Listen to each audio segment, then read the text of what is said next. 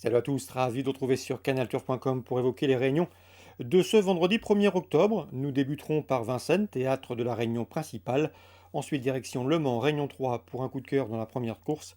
Et également la réunion 4 à Saint-Cloud qui propose une réunion de qualité avec plusieurs groupes à l'affiche, mais également des listed races.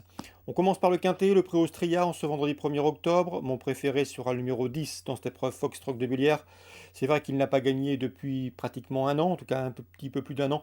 C'est un cheval qui collectionne les bons résultats depuis plusieurs semaines. Il reste d'ailleurs sur 4 podiums. Il mériterait amplement de s'imposer dans ce lot. Le 7 Flying Brickles conduira à l'opposition. J'ai pu m'entretenir assez longuement avec son entraîneur Lilian Durantet. Le cheval est arrivé chez lui cette année. Il lui a donné satisfaction dernièrement en s'imposant à la manière d'effort à Lyon-Paris. Le cheval est resté bien. Avec lui, il faut rester vigilant dans les premiers mètres de course. Il est assez imposant et n'est pas des plus prompts au départ. Mais ensuite, il a pour lui sa dureté, sa tenue. Il peut s'installer en tête et rouler. Et à mon avis, à ce petit jeu-là, il peut les emmener très loin. Attention à lui, Lilian Durantet est assez confiant. Le 13, Fly des Andiers, compte déjà 14 podiums en un peu plus de 30 courses courues, preuve d'une certaine efficacité. Il a fait face à un engagement sur mesure à seulement 50 euros de la limite du recul. Il sera pieds nus. C'est un choix prioritaire. Le 2, Fuego de Tougivon, a gagné sur l'herbe cet été à Francheville, mais il a également des références à faire valoir sur le sable. D'ailleurs, son unique sortie sur ce parcours s'était soldée par le passé par une deuxième place. On garde. Le 3, El Paso Blue, reste sur 2 victoires, l'une obtenue à Moulins-la-Marche sur l'herbe, l'autre plus récemment à Laval sur le dur. C'est vrai qu'il manque de référence à Vincennes, mais ses derniers résultats plaident en sa faveur. Le 12, c'est Equiano qui n'a pas gagné depuis le mois de juillet, mais depuis le mois de juillet 2018. À mon avis ici, il lui sera difficile de combler cette lacune, mais il a bien fait cet été dans le sud-est et surtout il sera déféré, contrairement à ses 2 dernières sorties. Le 11, Éternel Amour, a bien fait le 20 septembre où il a gagné en amateur. Il a couru 6 jours plus tard.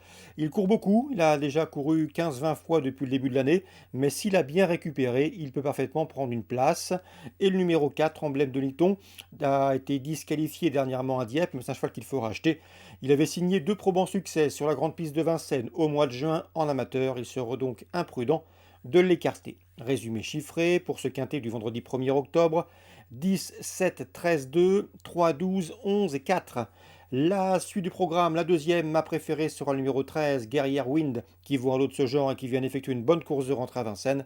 L'opposition, le 16, Galaxy de Flamme, pieds nus, pour ce bel engagement et cet objectif. 213, 216. La quatrième, des poulains d'avenir au départ, le 410 Jazzy Perrine, cheval estimé de qualité, doit pouvoir bien faire. L'opposition, le 8 Juninho Dry qui reste sur 2 victoires. Et le numéro 9, Just for Lova, irréprochable depuis ses débuts. 410, 408, 409. La septième, attention 709, Irino de Guéron. J'ai eu l'occasion de converser avec son entraîneur Antonio Dolion. Le cheval compte 2 courses au compteur, 2 victoires. 2 victoires autoritaires. C'est un cheval d'avenir. On a vu Iserio, on a vu également un Autry, Invincible Man chez Antonio Dolion. Celui-là est meilleur que les 2 autres. En tout cas, il a plus de tenue. Les 2 autres sont surtout des chevaux de vitesse avec des facilités. Lui, c'est un cheval dur à l'effort qui a de la tenue. Taillé pour le trop monter, il débute donc dans la discipline avec des ambitions. Son entraîneur l'estime capable de franchir ce nouveau palier. Le 709, Irino de Guéron. Concernant Le Mans Réunion 3, dans la première, j'aime beaucoup le 101 Anat qui reste sur 2 succès et qui devrait pouvoir confirmer. On lui posera le 3 Glory Days qui est au départ de son premier sailing, son premier réclamé, avec une belle chance théorique. 101, 103. Concernant Saint-Cloud Réunion 4, Didier Guillemin m'a parlé en bien dernièrement du 104 Making Movies, un 2 ans qu'il aime beaucoup, un 2 ans qui a déjà gagné à 2 reprises, qui se plaît en terrain lourd, donc si le terrain venait à s'assouplir, pas de problème le concernant. Il passe de 14 à 16, pas de problème non plus, c'est une bonne chance. Je lui opposerai le 5, Chancellerie, qui a débuté victorieusement dans le prix de Fontenoy, début septembre, sur l'hippodrome de Longchamp, et qui s'imposait ce jour-là facilement de longueur, 104, 105.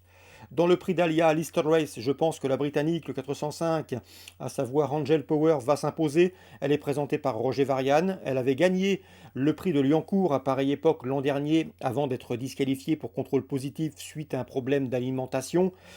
Ici, dans ce lot, je pense que l'opposition est dans ses cordes et à mon avis, elle s'annonce redoutable. Le 405 Angel Power, redoutable notamment pour le 1 Nationalista et pour le numéro 3 Leila. Ces 2-là disposent d'une belle chance théorique. 405, 401, 403. La septième, attention, 702 Meisho Felicity, qui retrouve un parcours sur lequel elle avait gagné. C'était ce parcours de 3000 mètres, Saint-Cloud, et qu'elle avait gagné facilement début avril. Elle a de la tenue. Si la météo engendrait quelques pluies, cela ne ferait que favoriser ses intérêts. Elle adore en effet les pistes très assouplies. Donc attention à elle, si le terrain venait à s'alourdir, voire à s'assouplir, ses chances s'enverraient renforcées à mon avis. En 32 valeurs, elle vaut un handicap de ce genre, le 702 Meisho Felicity, qui sera d'ailleurs piloté pour l'occasion par le champion jockey nippon, à savoir Yutaka Take. Voilà pour les infos de ce vendredi 1er octobre. Très bon jeu à tous. Si ce programme vous a plu, likez-le, partagez-le, vous en avez l'habitude. Nous on se retrouve demain pour une nouvelle émission. Nous parlerons du week-end du Prix de l'Arc de Triomphe.